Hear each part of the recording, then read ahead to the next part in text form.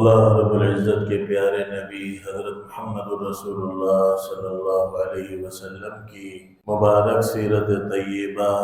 کی چیدہ چیدہ واقعات پر روشنی ڈالی جا رہی تھی۔ اسی سلسلے کو آگے بڑھاتے ہوئے اللہ کے نبی صلی اللہ علیہ وسلم نے ایک عظیم الشان غزوے میں شرکت فرمائی۔ قرآن کی بہت سی آیتوں میں سورہ یونس کی اللہ نے اس کو تفصیل سے ذکر فرمایا، اور وہ غزوہ تبوک ہے۔ فتح مکہ سے جب اللہ کے نبی صلی اللہ علیہ وسلم فارغ ہوئے تو عرب میں جو قریش تھے ان کی طاقت ٹوٹ چکی تھی اور وہ بہت کمزور پڑ چکے تھے مسلمانوں کے مقابلے میں۔ اسی طریقے سے جب غزوہ خیبر ہوا تھا تو غزوہ خیبر کے بعد یہودیوں کی طاقت ٹوٹ چکی تھی، تو اب جو موقع رہ گیا تھا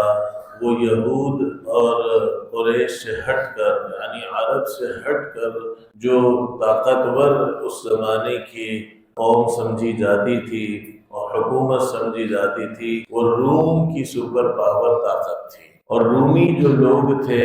ویسے بھی وہ اور کسرا، ایران، یہ دنیا کی دو سپر پاور طاقتیں ہمیشہ سے عربوں پر غالب آتی رہی تھی۔ عرب لوگ ان کو بہت بڑا سمجھتے تھے، اور وہ وقت ایسا تھا کہ جس میں رومی لوگ کسرا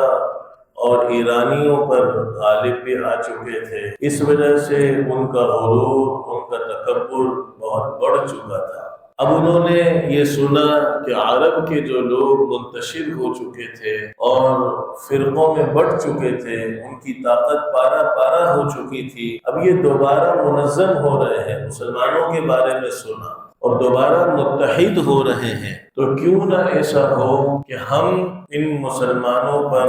حملہ کر کے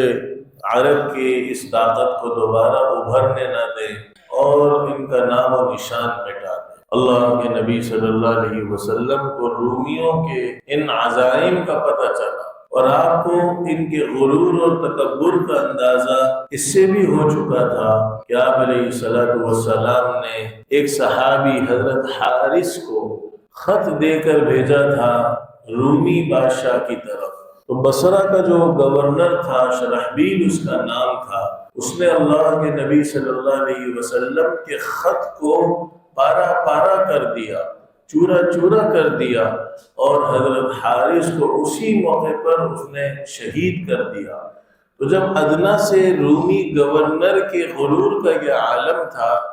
تو جو قیصر تھا، روم کا جو بادشاہ تھا، اس کے غرور و تکبر کا کیا عالم ہوگا۔ تو اللہ کے نبی صلی اللہ علیہ وسلم نے صحابہ کے دلوں میں